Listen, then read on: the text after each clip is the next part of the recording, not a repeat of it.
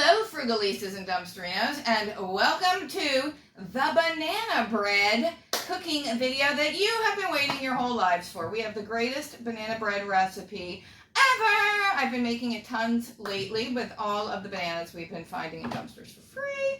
So we're going to make some today. To start off, preheat your oven to 350 and make sure you have sprayed your pan. Now, we're going to use my silicone little triangular wedge pan that I got from Temu, and I've showed you this before, because this works perfectly with this recipe, and in this container it takes about 40 minutes for these to bake at 350. You can do it in a loaf pan if you want. You can do muffins, normal little round muffins, and you're going to have to adjust the time and figure it out. A loaf pan, probably an hour. Muffins, 25 to 30 minutes. I don't know. But with this, it takes 40 minutes. And we put it on a cookie tray because, you know, it's flippity-floppity and we want to support it. So, to get going with the recipe, we have started in the bowl already. We have 1/3 of a cup of oil. I didn't want to put it into another container because I just didn't feel like washing another container just to, you know, put the oil in and then have to scrape it out because, you know, oil's oily. And to that, we are going to add a cup of mashed banana, which is about 3 medium bananas. Eve has already mashed them. Add it in.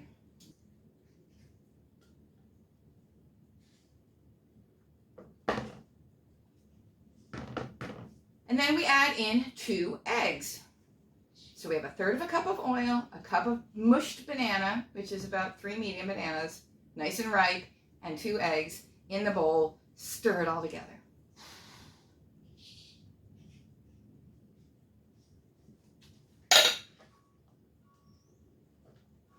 Okay, all mixed. All right, next we put in a cup of sugar.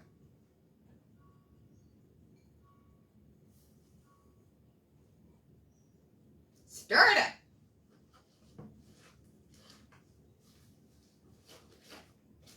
This is such an easy recipe. I'm trying to give you amounts, you know, but when I make it, I mean, I have basic amounts in my head, but it's loose, it's fluid. The measuring is, it's a fluid thing. All right, beautiful. We're gonna put in, it's approximately 1.5 cups of flour.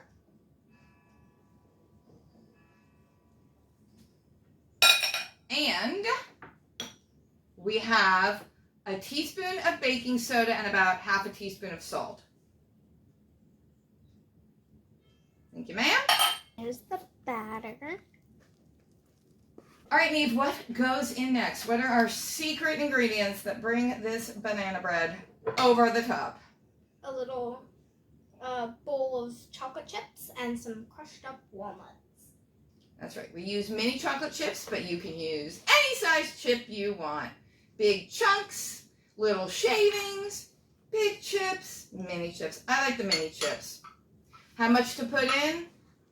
You decide. We put quite a lot of both in today. Lots of chips and walnuts. I would say generally 1/2 cup of each, but I think we did more because, well, it's hard to have too many chocolate chips, isn't it? It's just... There's really there's never too many chocolate chips. No. If it was just all chocolate chips held together by a little bit of banana batter, right, that would be lovely, but this is going to be so delish. Let me put these in the sink. We're just going to spoon the batter into each section here. And this amount of banana muffin / bread batter will pretty much just do this container perfectly, but it can also make them like pretty big, and if you don't want them quite as big and you don't want to fill this up quite as much, I'll show you what we can do with a little bit of leftover batter. I've covered my cookie sheet with foil to make it, you know, easier to clean up and everything, and I've also spritzed it with some oil over here, and I'll show you why in a sec. Oops.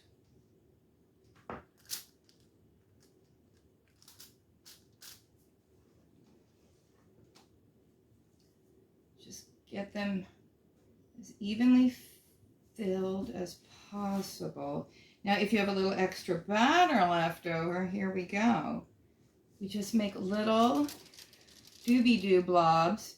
And what you basically end up with your extra batter are these little soft-baked banana bread cookies, which also are an awful lot like a muffin top. You're just baking a little muffin top action over here. So we're just putting it dib-dab on the foil that is spritzed. And put a little bit more in here to make sure these are all even. Now, a lot of times if you're trying to do fat-free baking, you would replace the oil with applesauce. I wouldn't do it with this because you already have all the banana fruit in it. And I think if you then put applesauce in, it would just be so mushy. It would just be too mushy. But in a lot of your baking, you can substitute applesauce in for the oil. All right, they look full enough. So we'll just pop this in the 350-degree oven. Like I said, for this container, it takes about 40 minutes. We'll see if these bake faster, which you'd think they would. We can take them out and scoop them off the tray and then let that keep baking. We'll see. We'll monitor. All right.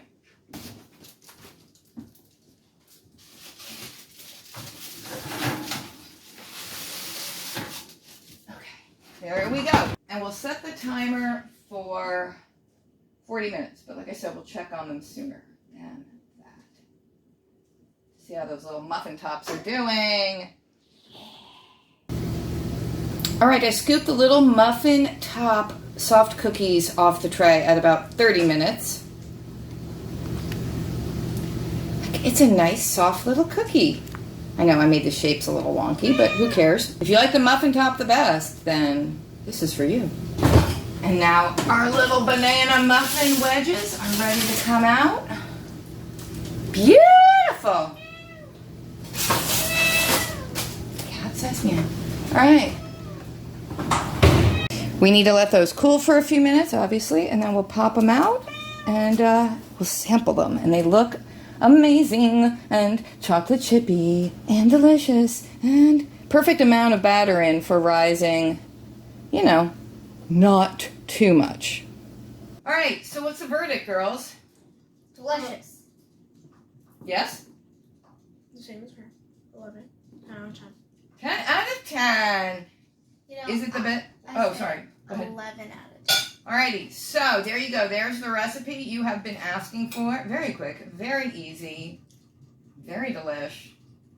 Give it a try. Tell me what you think. Thanks for watching.